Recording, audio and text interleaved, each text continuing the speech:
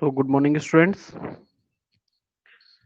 जैसा कि हम लोग लास्ट क्लास में ग्रुप 13 के जनरल ट्रेंड्स को कवर कर रहे थे, उन्हें ही हम लोग कंटिन्यू करेंगे। तो आपने लास्ट क्लास में डेंसिटी और आयोनाइजेशन एंथैल्पी, ये जनरल ट्रेंड्स जो हैं, आपने इनका एक्सप्लेनेशन लिख लिया था। तो आज जो हम लोग पहला जनरल ट्रेंड करने जा रहे हैं वो है इलेक्ट्रोनेगेटिविटी। इलेक्ट्रोनेगेटिविटी, जैसा कि हमें पता है कि इलेक्ट्रोनेगेटिविटी क्या है। जो बॉन्डेड पेयर ऑफ इलेक्ट्रॉन्स हैं उन्हें अपनी तरफ अट्रैक्ट करने की पावर, जो इलेक्ट्रॉन का पेयर जो बॉन्ड बना रहा है उसे अपनी तरफ खींचने की ताकत ही इलेक्ट्रोनेगेटिविटी कहलाती है। अब ये इलेक्ट्रोनेगेटिविटी साइज पर डिपेंडेंट है। साइज जितना छोटा होता है उतना ही ज्यादा एटम इलेक्ट्रोनेगेटिव हो जाता है, साइज अगर छोटा होगा तो डाउन द ग्रुप जाने पर क्या लगता है, इलेक्ट्रोनेगेटिविटी इंक्रीज होगी या डिक्रीज होगी? एक ग्रुप में ऊपर से नीचे जाओगे तो इलेक्ट्रोनेगेटिविटी इंक्रीज होगी या डिक्रीज होगी?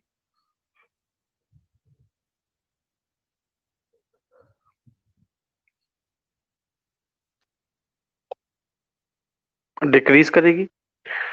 तो जो कॉमन इनका ऑर्डर होना चाहिए वो होना चाहिए कि सबसे कम जो इलेक्ट्रोनेगेटिव है वो आपका होना चाहिए Tl, और सबसे ज्यादा इलेक्ट्रोनेगेटिव जो है वो आपका होना चाहिए बोरोन। पर यहां पर एल्यूमिनियम जो है वो सबसे कम इलेक्ट्रोनेगेटिव है। उसका रीजन मैं आपको समझाता हूं। देखो, बोरोन सबसे ज्यादा इलेक्ट्रोनेगेटिव है, ये हमें समझ में आता है, ठीक है। एल्यूमिनियम से गैलियम ज्यादा इलेक्ट्रोनेगेटिव है, ये समझ में आता है। अगर लास्ट क्लास में आपको समझ में आ गया हो कि गैलियम का साइज एल्यूमिनियम से छोटा क्यों होता है, समझ में आता है कि गैलियम एल्यूमिनियम से ज्यादा इलेक्ट्रोनेगेटिव क्यों है।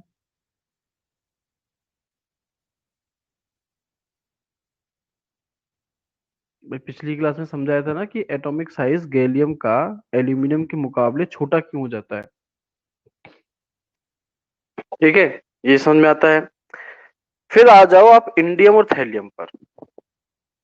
ये सर, इंडियम और थैलियम जो हैं उनकी इलेक्ट्रोनेगेटिविटी एल्यूमिनियम से ज्यादा क्यों है?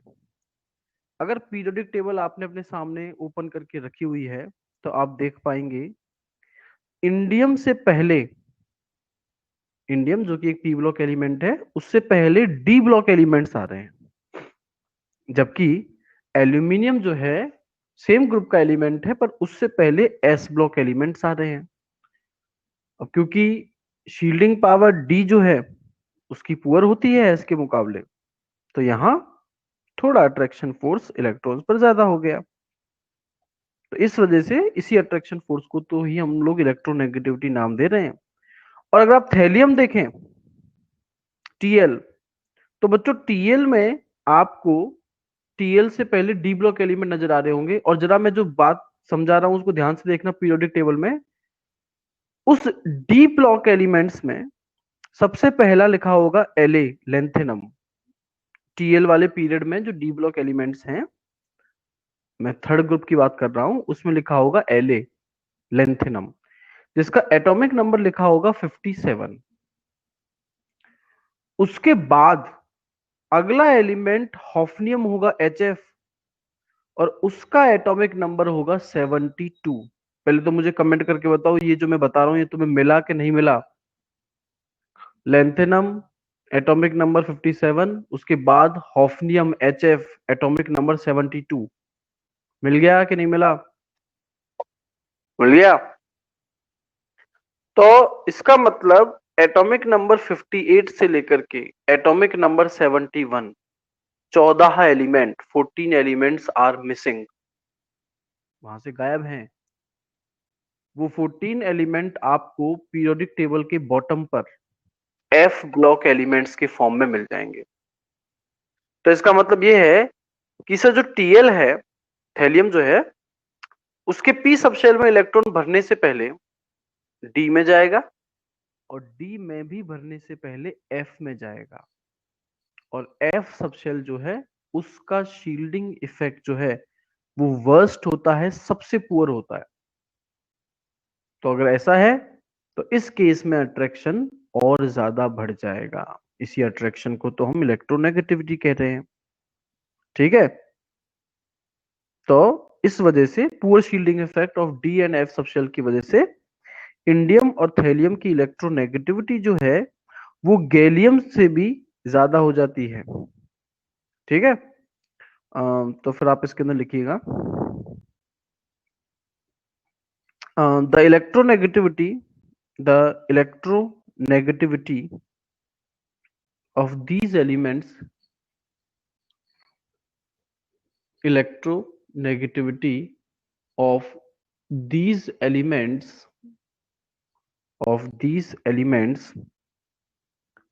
first decreases first decreases from boron to aluminium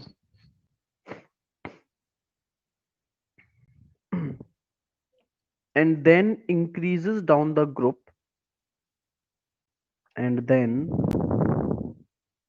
increases down the group increases down the group due to increases down the group due to poor shielding effect poor shielding effect of D and F subshell poor shielding effect of D and F subshell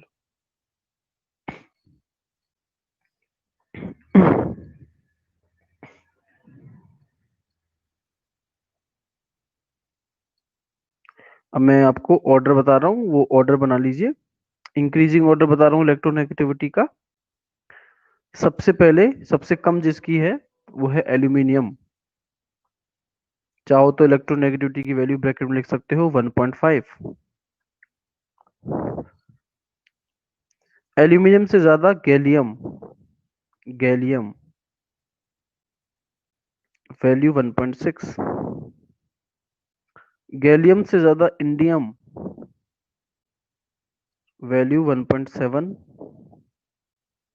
indium से ज्यादा thallium value 1.8 और इन सब से ज्यादा boron value 2।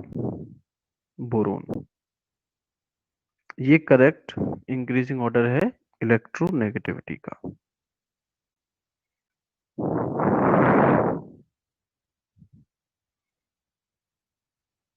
तो यहाँ gallium का size छोटा था एल्यूमिनियम से और इंडियम थैलियम में पुअर शील्डिंग इफेक्ट लग रहा है डी और एफ सबशेल का। तो ये आपका इलेक्ट्रोनेगेटिविटी हुआ। इसके बाद अगला ट्रेंड है आपका melting points and boiling points. Melting points and boiling points.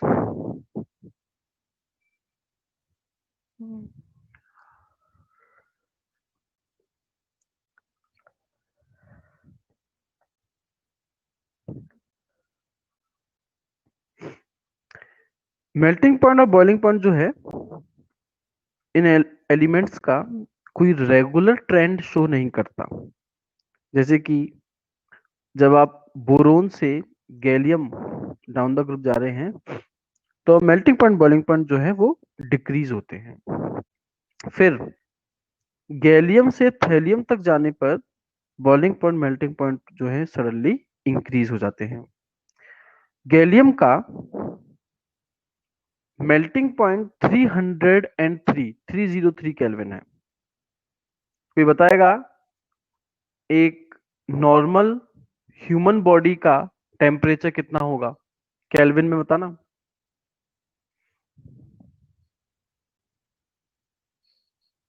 तो गैलियम का मेल्टिंग पॉइंट है 303 केल्विन। मैं आपसे पूछ रहा हूँ एक नॉर्मल ह्यूमन बॉडी का बॉडी टेम्परेचर केल्विन में कितना होगा? 273 केल्विन मतलब 0 डिग्री सेल्सियस। नियति, एकदम बर्फ के बराबर ठंडा होगा। इतना ठंडा तो मरने के बाद होता है इंसान। चलो कोई बात नहीं। तो 310 केल्विन गैलियम का मेल्टिंग पॉइंट है, 303, और आपकी बॉडी का टेम्परेचर है 310।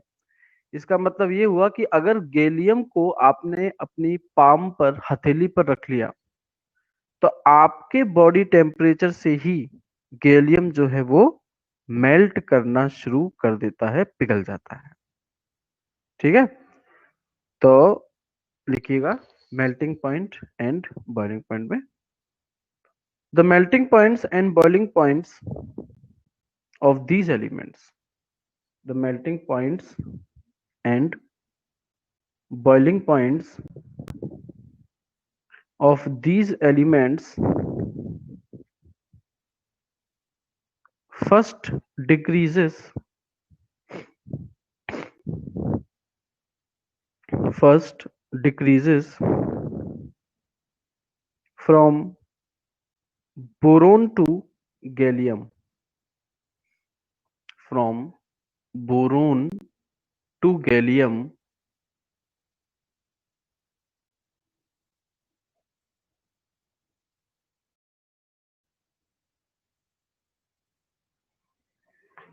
and then increases, and then increases from gallium to thallium,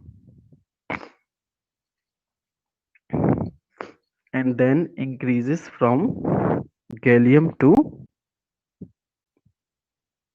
thallium.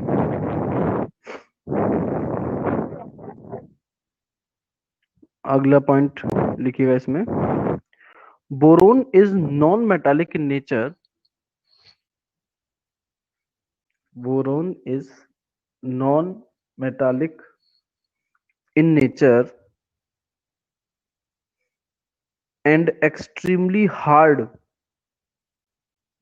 and extremely hard due to due to its special crystal lattice, due to its special crystal lattice. Boron non metallic है, पर ये एक बहुत अलग तरीके का crystal lettuce बनाता है जिसमें बोरोन आपस में बहुत ज्यादा स्ट्रॉन्ग फोर्स से जुड़े रहते हैं, इस वजह से ये काफी हार्ड होता है। And therefore it has high melting point, and therefore it has high melting point.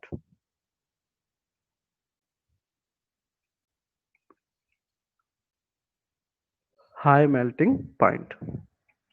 अगली लाइन से लिखो नेक्स्ट पॉइंट इसी में, rest of the metals are soft metals, rest of the metals are soft metals, soft metals with low melting points,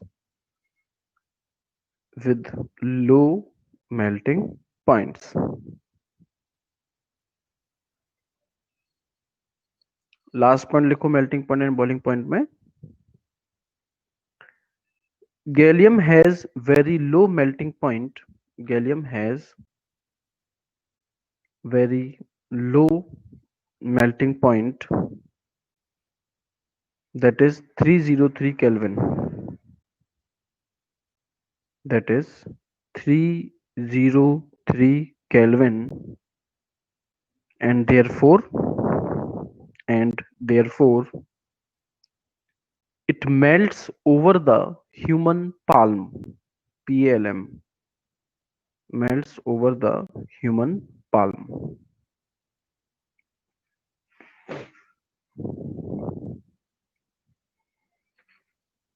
तो ये आपका हुआ melting point and boiling point.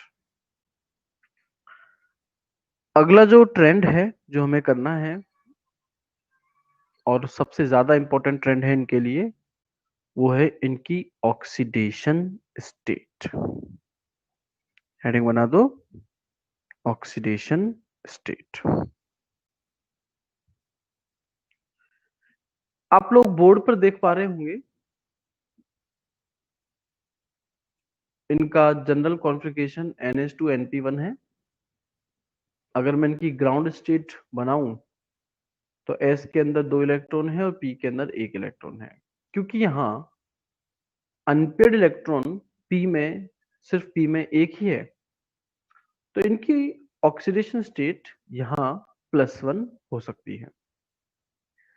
और एक्साइटेड स्टेट में अगर आप S सबशेल के 2 में से 1 इलेक्ट्रॉन को आगे P सबशेल में जंप करवा दो तो आप देख पा रहे होंगे कि इनकी पास अब 3 अनपेयर्ड इलेक्ट्रॉन मौजूद है।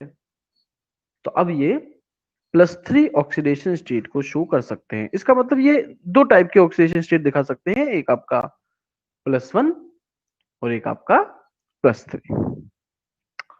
लिखिएगा, elements of group 13, elements of group 13 exhibits, elements of group 13 exhibits +3 and +1 oxidation states.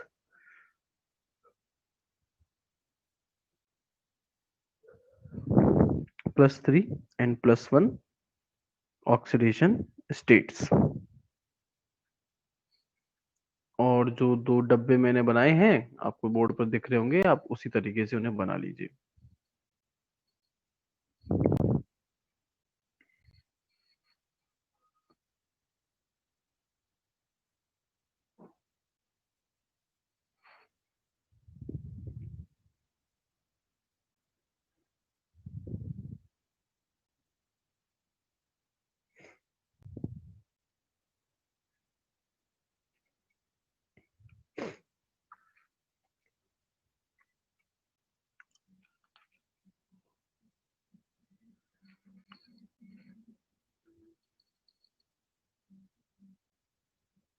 जो बोरोन है उसका साइज काफी छोटा है और उसके लिए जो पहली 3 आयोनाइजेशन एंथैल्पीज हैं, मतलब पहला इलेक्ट्रॉन निकालने के लिए जो एनर्जी देनी पड़ी, उसके बाद दूसरा निकालने के लिए जो एनर्जी देनी पड़ी और उसके बाद तीसरा निकालने के लिए जो एनर्जी देनी पड़ी, ये तीनों आयोनाइजेशन एंथैल्पीज का सम बहुत ज्यादा आता है। मतलब कि आपको ये 3 इलेक्ट्रॉन निकालने के लिए बोरोन को बहुत ज्यादा एनर्जी देनी पड़ती है, जिस केस में कोई भी एटम स्टेबल नहीं रह सकता। तो इस वजह से बोरोन जो है वो कभी भी 3 इलेक्ट्रॉन्स लूज नहीं करता, मतलब कभी भी आयोनिक बॉन्ड नहीं बनाता। इस वजह से बोरोन के ज्यादातर कंपाउंड जो हैं वो नेचर में कोवलेंट ही होते हैं। पर एल्यूमिनियम के लिए साइज थोड़ा बड़ा हो जाता है और तीनों आयोनाइजेशन एंथैल्पीज का सम जो है वो कंपैरेटिवली बोरोन के कंपैरिजन में कम आता है। तो इस वजह से एल्यूमिनियम जो है वो ज्यादा इलेक्ट्रोपॉजिटिव हो गया और वो आयोनिक बॉन्ड बना सकता है, पर बोरोन कभी भी आयोनिक बॉन्ड नहीं बनाता। लिखिएगा अगली लाइन से, next point. Due to the smallest size of boron, due to the smallest size of boron in the group, smallest size of boron in the group, in the group, comma, the sum, sum, the sum of its, the sum of its first 3 ionization enthalpies, sum of its first 3 ionization enthalpies is very high, is very high therefore very high, therefore it cannot form +3 ion, therefore it cannot form +3 ion, and it can only form covalent compounds. It can only form covalent compounds. Covalent compounds. अगली line से लिखो अगला point. As we move from boron to aluminium, as we move from boron to aluminium, comma, the sum SUM, the sum of first three ionization enthalpies, the sum of first three ionization enthalpies of aluminium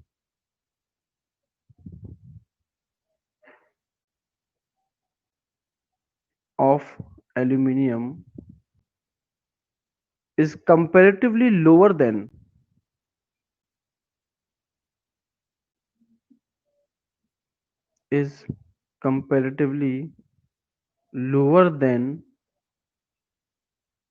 that of boron,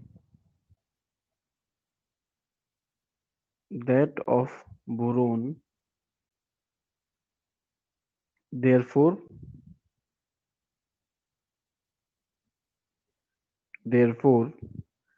aluminium can form ionic compounds.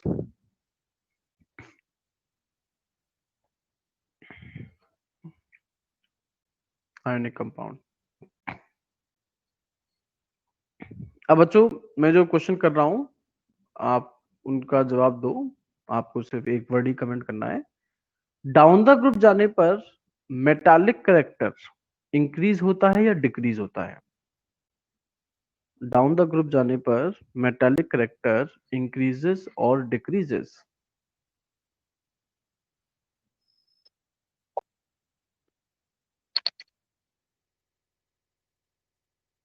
Increase होता है. Increase होता है. तो इसका मतलब ये हुआ electron को लूज करने की टेंडेंसी भी इंक्रीज होती है. तो एलिमेंट डाउन द ग्रुप जाने पर +1 ऑक्सीडेशन स्टेट को शो करना चाहेगा या +3?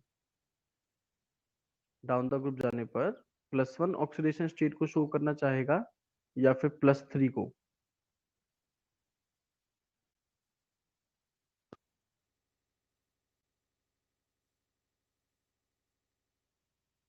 +3 को. तो मतलब आप कह सकते हो कि सर डाउन द ग्रुप जाने पर +3 जो है वो ज्यादा स्टेबल है +1 के मुकाबले. तभी तो सभी एलिमेंट्स +3 को दिखाना चाहते हैं. पर जैसे ही आप 5th पीरियड से 6th पीरियड पर जंप करते हैं, मतलब मैं यहां बात कर रहा हूं इंडियम से, आप जैसे ही थैलियम पर जंप करते हैं तो पीरियोडिक टेबल में अभी मैंने आपको पोजीशन समझाई थी कि थैलियम के केस में इलेक्ट्रॉन पी सबशेल में भरने से पहले डी में जाता है और डी में भरने से पहले एफ में जाता है.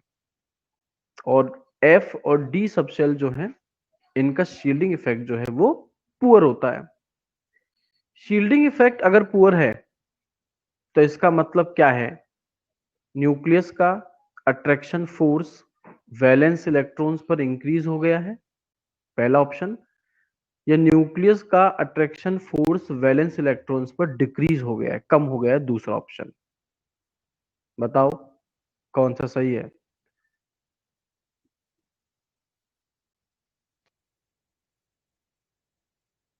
इंक्रीज हो गया है. ठीक है, बिल्कुल सही. तो अगर ऐसी बात है तो इसका मतलब ये हुआ कि सर थैलियम के केस में पुअर शील्डिंग इफेक्ट लगने की वजह से न्यूक्लियस का अट्रैक्शन फोर्स वैलेंस इलेक्ट्रॉन्स पर बढ़ गया है, इंक्रीज हो गया है. अब वैलेंस इलेक्ट्रॉन में भी आप देखो, वैलेंस इलेक्ट्रॉन टोटल 3 है. जिनमें से दो तो एस सब शेल में है और एक पी सब शेल में है। अब मेरा सवाल ये है, इन दोनों पर इक्वल फोर्स इंक्रीज हुआ होगा, पहला ऑप्शन, या एस पर ज्यादा और पी पर कम, दूसरा ऑप्शन, या पी पर ज्यादा और एस पर कम, तीसरा ऑप्शन।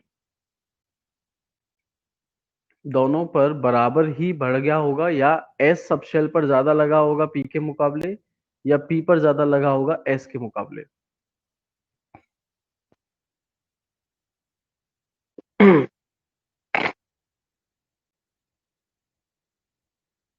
एस पर ज्यादा लगा होगा क्योंकि एस ज्यादा पास में रखा होता है। ठीक है, तो अब अगर एस के ये जो दो इलेक्ट्रॉन्स हैं, इन पर न्यूक्लियस का अट्रैक्शन फोर्स ज्यादा हो गया है, तो जैसा कि हमने देखो +1 ऑक्सीडेशन स्टेट बनाने के बाद +3 कैसे बनाई थी, एस के इलेक्ट्रॉन को जंप करवा दिया था आगे। तो अब क्या न्यूक्लियस अलाउ करेगा कि एस सबशेल के जो दो इलेक्ट्रॉन्स हैं उनमें से कोई इलेक्ट्रॉन जंप करके आगे जाए और अनपेयर्ड हो जाए? अब क्या न्यूक्लियस अलाउ करेगा? अगर एस सबशेल पर न्यूक्लियस का अट्रैक्शन फोर्स ज्यादा हो गया है तो क्या न्यूक्लियस अलाउ करेगा कि एस सबशेल के जो दो इलेक्ट्रॉन्स हैं वो जंप करके आगे जाए? नहीं करेगा। नहीं करेगा तो अनपेयर्ड इलेक्ट्रॉन 3 नहीं हो पाएंगे। अनपेयर्ड इलेक्ट्रॉन सिर्फ एक ही रह जाएगा और ऑक्सीडेशन स्टेट अब +1 ही दिखा पाएगा एलिमेंट।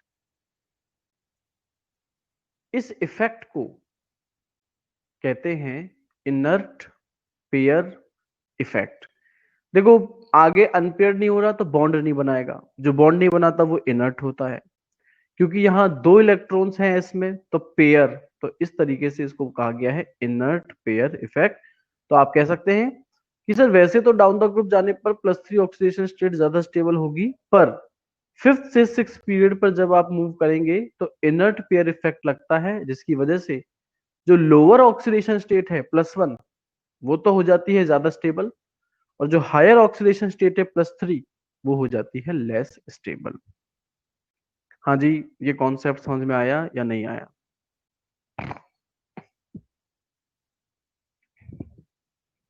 समझ में आ गया इनर्ट पेयर इफेक्ट या नहीं आया?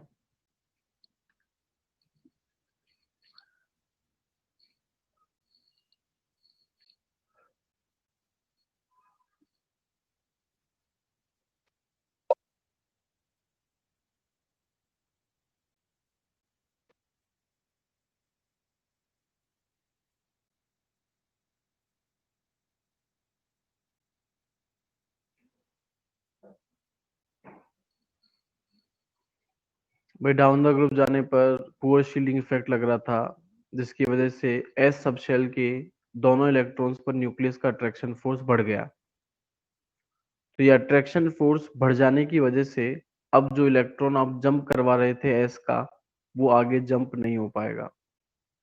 जंप नहीं हो पाएगा तो अनपेयर्ड ही नहीं होगा इलेक्ट्रॉन एस वाला। अनपेयर्ड नहीं हुआ तो ऑक्सीडेशन स्टेट +3 शो ही नहीं कर पाएगा, +1 ही शो कर पाएगा। इसको बोलते हैं इनर्ट पेयर इफेक्ट। हाँ जी, तो इसमें आप लोग लिखिएगा, on moving down the group,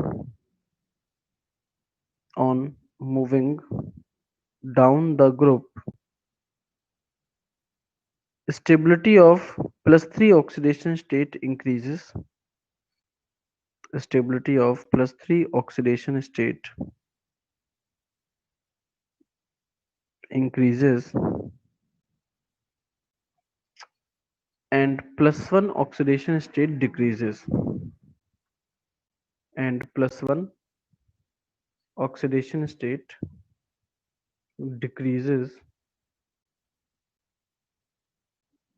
due to increase in metallic character. Due to increase in metallic character.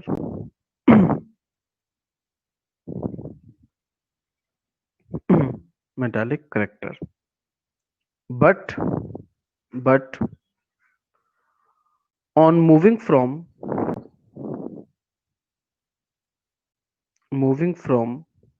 gallium to thallium,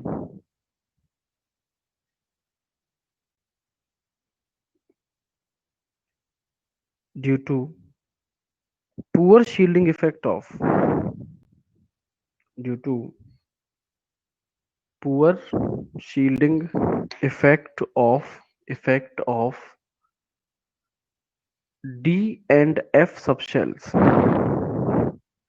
Poor shielding effect of D and F subshells. D and F subshells.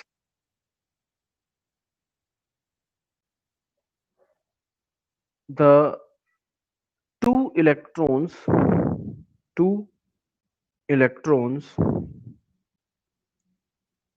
of the S subshell, two electrons of the S subshell of valence shell, S subshell of valence shell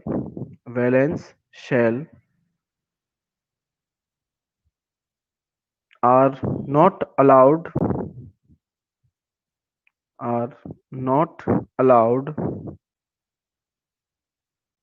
to participate in bond formation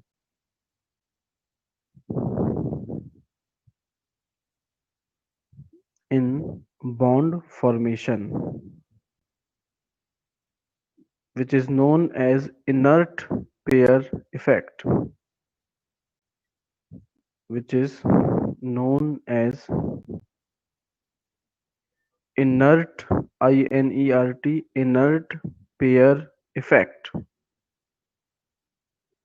inert pair effect.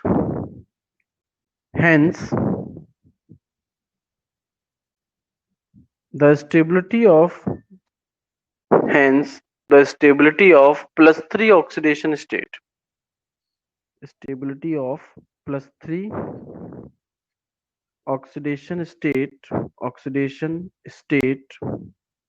decreases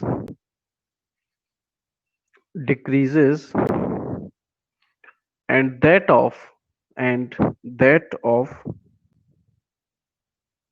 plus 1 oxidation state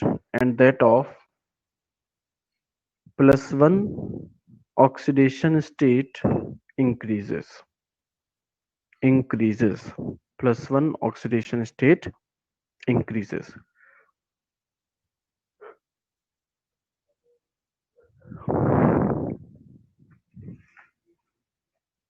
तो ये हो जाता है आपका oxidation state वाला हिस्सा।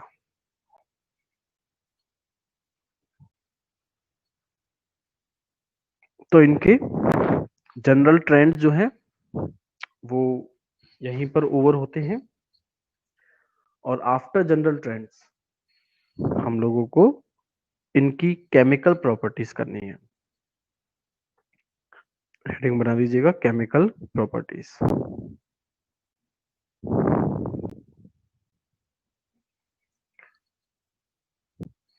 सबसे पहली केमिकल प्रॉपर्टी है रिएक्शन विद एयर। देखो एयर का मतलब हुआ जो एयर में सबसे ज्यादा गैसेस जो अमाउंट में पाई जाती है, मतलब ऑक्सीजन और नाइट्रोजन। तो ऑक्सीजन नाइट्रोजन के साथ ये कैसे क्या रिएक्ट करते हैं इसकी हम लोग बात अगर करें, लिखिएगा first point reaction with air में pure boron is almost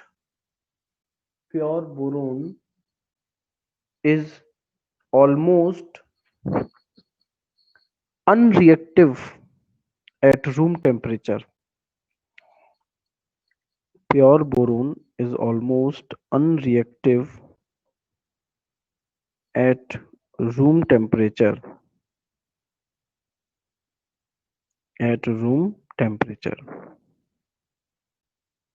Second point,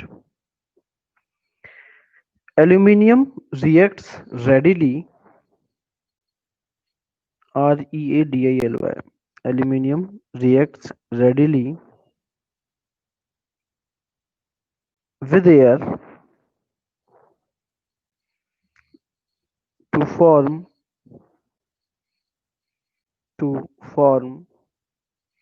a thin oxide layer to form a thin oxide layer on the surface. Thin oxide layer on the surface which protects the metal from further attack. Which protects the metal from further attack. तो boron तो air के साथ react ही नहीं कर रहा। Aluminium की अगर हम लोग बात करें तो एल्यूमिनियम आराम से या जल्दी से एयर के साथ रिएक्ट करके ऑक्साइड, एल्यूमिनियम ऑक्साइड जो है उसकी लेयर अपनी सरफेस पे बना लेता है। और अब ये जो एल्यूमिनियम ऑक्साइड की लेयर है ये आगे इस एल्यूमिनियम को रिएक्ट नहीं करने देगी एयर के साथ में, क्योंकि भाई बीच में ये लेयर आ गई जो कि एयर के साथ में एल्यूमिनियम का कनेक्शन जो है वो काट देगी। बोरोन और एल्यूमिनियम जो है ये जो कंपाउंड्स बनाते हैं और एयर के साथ रिएक्ट करके ये लगभग एम्फोटेरिक होते हैं एल्यूमिनियम के, और बोरोन के लगभग एसिडिक होते हैं। ठीक है, तो लिखिएगा, पहले तो एक काम करो, रिएक्शन निपटा दो। बोरोन हो या एल्यूमिनियम हो O2 के साथ रिएक्ट करेगा तो ऑक्साइड बनाएगा जिसका फॉर्मूला होगा E2O3। बोरोन है तो B2O3, एल्यूमिनियम है तो Al2O3, और नाइट्रोजन के साथ ये रिएक्ट करेंगे, जैसे एल्यूमिनियम रिएक्ट कर रहा है Al+N2, ये आपको देगा Aln। अगर बोरोन होता तो आपको देता Bn। ये रिएक्शन बना दो पहले तो।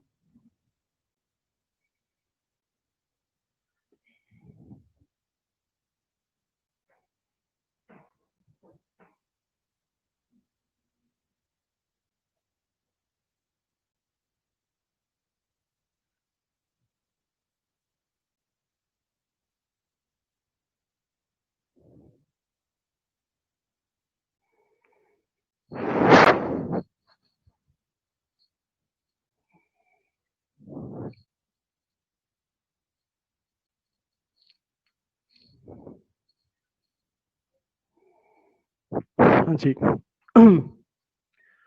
तो रिएक्शन विद एयर के बाद में दूसरी केमिकल प्रॉपर्टी है reaction with water. Reaction with water, boron जो है वो पानी के साथ रिएक्ट ही नहीं करता, जबकि एल्यूमिनियम ठंडे पानी के साथ रिएक्ट नहीं करता, कोल्ड वाटर के साथ रिएक्ट नहीं करता। पानी अगर गर्म हो तो एल्यूमिनियम रिएक्ट करके एल्यूमिनियम हाइड्रो ऑक्साइड जो है वो बनाता है, जिसका फॉर्मूला AlOH होल थ्राइस होता है। मैंने गलती से बोर्ड पर AlOH होल ट्वाइस लिख दिया है, ठीक है, थ्राइस होता है OH होल थ्राइस। बाकी गैलियम से लेकर के इंडियम ये ना तो ठंडे पानी के साथ रिएक्ट करते हैं और ना ही ये हॉट वाटर गर्म पानी के साथ रिएक्ट करते हैं। थैलियम पानी के साथ रिएक्ट करना चाहता है पर रिएक्ट इसलिए नहीं कर पाता क्योंकि थैलियम की सरफेस पर भी थैलियम ऑक्साइड की प्रोटेक्टिव लेयर मौजूद होती है जो कि थैलियम को आगे किसी से भी रिएक्ट करने से प्रोटेक्ट करती है। तो ले दे करके इनमें से सिर्फ एल्यूमिनियम है जो कि पानी के साथ रिएक्ट कर सकता है। रिएक्शन विद वाटर में लिखिएगा, boron does not react with water. First point, boron does not react with water.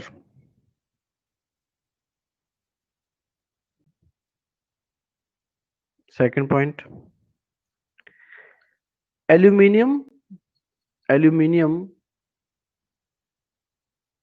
is not attacked. Aluminium is not attacked by cold water. Attacked by cold water,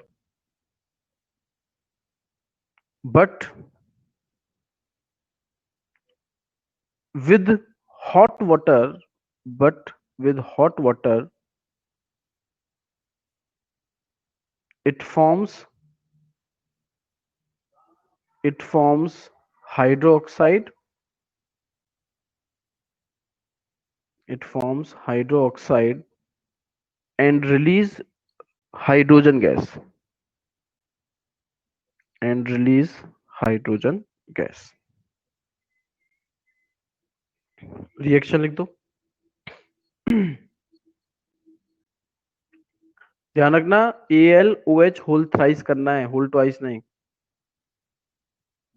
whole thrice. Aluminium की valency +3 होती है.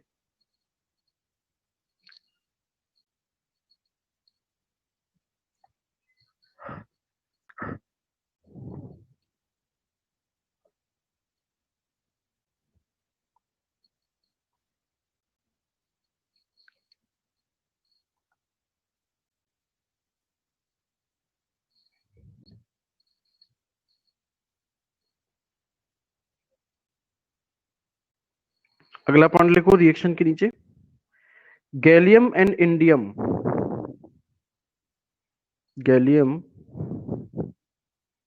And indium are attacked neither by are attacked neither by cold water nor by hot water.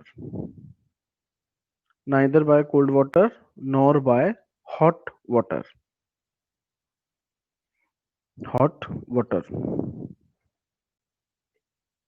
आखिरी point reaction with water में. Thallium is a little more reactive. Thallium is a little more reactive metal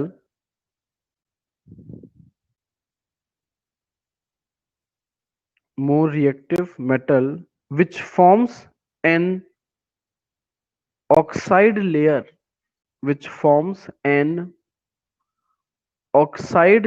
on the surface.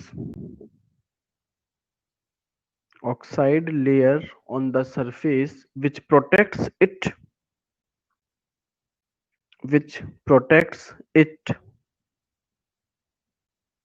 from reacting with water. Protects it from reacting with water. तो ये हुई reaction with water. अगली chemical property है reaction with halogens.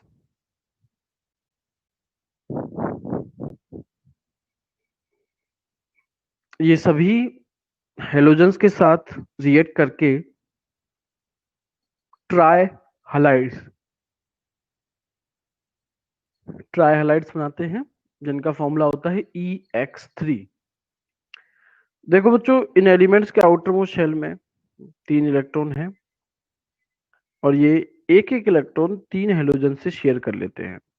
उसके बावजूद इनके total 6 electrons ही हो पाते हैं और ये इलेक्ट्रॉन डेफिशिएंट कंपाउंड्स बन के रह जाते हैं जिन्हें आप लेविस एसिड्स भी नाम देते हैं. तो लिखिएगा, these elements react with halogen to form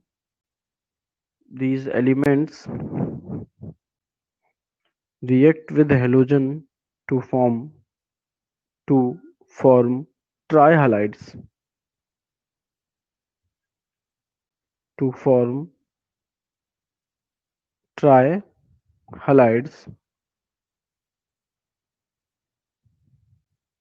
which are electron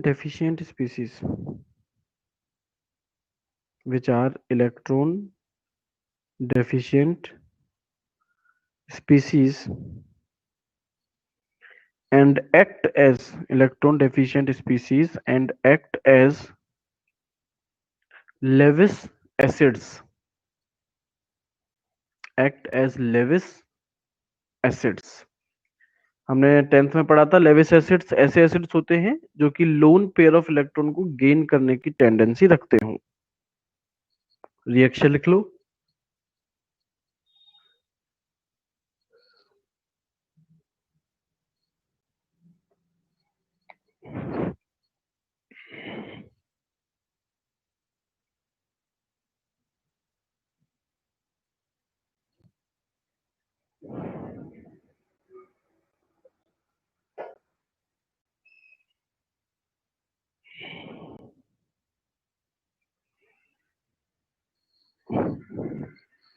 और जो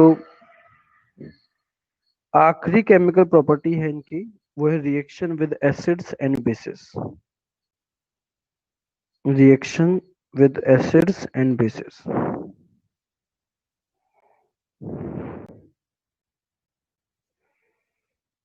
बोरोन जो है HCl, HCl बच्चों एक नॉन ऑक्सीडाइजिंग एसिड है। HCl मतलब नॉन ऑक्सीडाइजिंग एसिड के साथ रिएक्ट नहीं करता, पर एक ऑक्सीडाइजिंग एसिड जैसे कि HNO3 और H2SO4 इनके साथ में रिएक्ट कर जाता है। लिखो first point, boron does not react with HCl।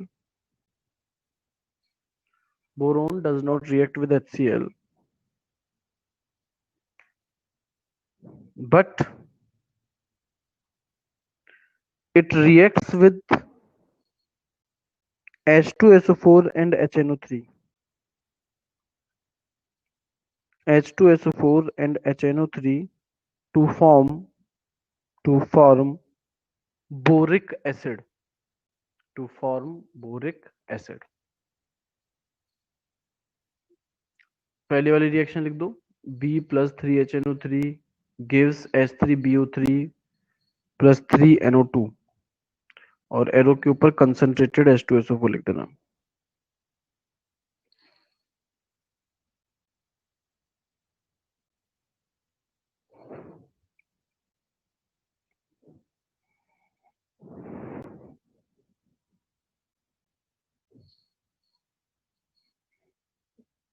Second point, other elements of the group can react with all acids. Other elements of the group can react with all acids. जैसे कि aluminium, फिर aluminium वाली reaction लिख दो, 2Al plus 6HCl gives 2AlCl3 plus 3H2.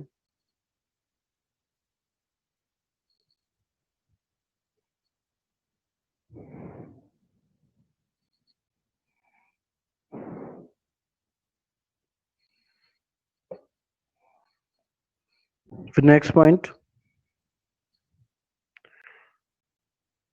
Boron reacts with alkalis above.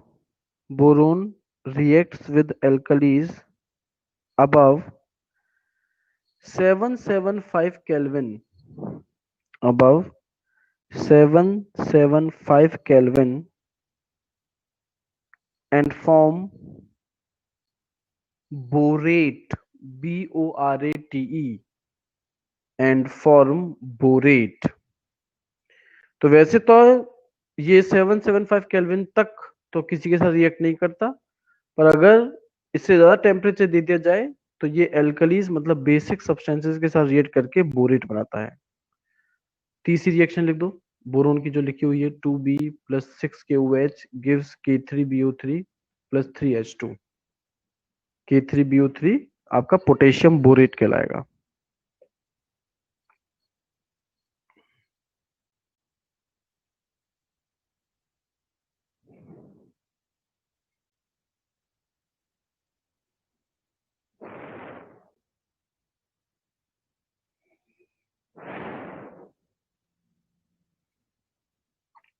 और इसमें last point aluminium के लिए है, aluminium reacts with aqueous alkalis. to form salts. Aqueous alkalis to form salts. Aluminium की आखिरी रिएक्शन लिख दो, 2Al plus 2NaOH plus 6H2O gives 2Na, और फिर एक ब्रैकेट के अंदर AlOH whole 4 plus 3H2।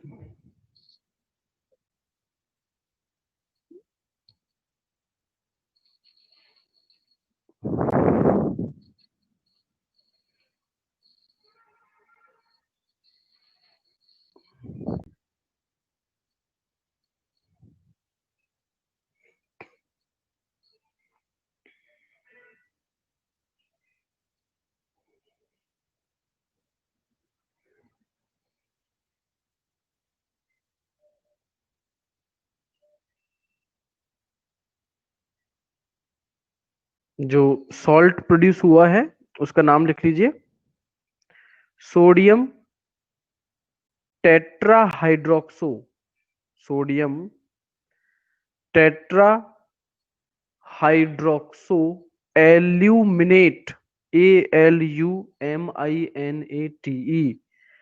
Aluminate, bracket में रोमन वर्ड्स में थर्ड, 3 लिखते हैं ना, 3 डंडे बना करके, थर्ड ब्रैकेट में लिख देना, थर्ड, थर्ड यहाँ ऑक्सीडेशन स्टेट है एल्यूमिनियम की।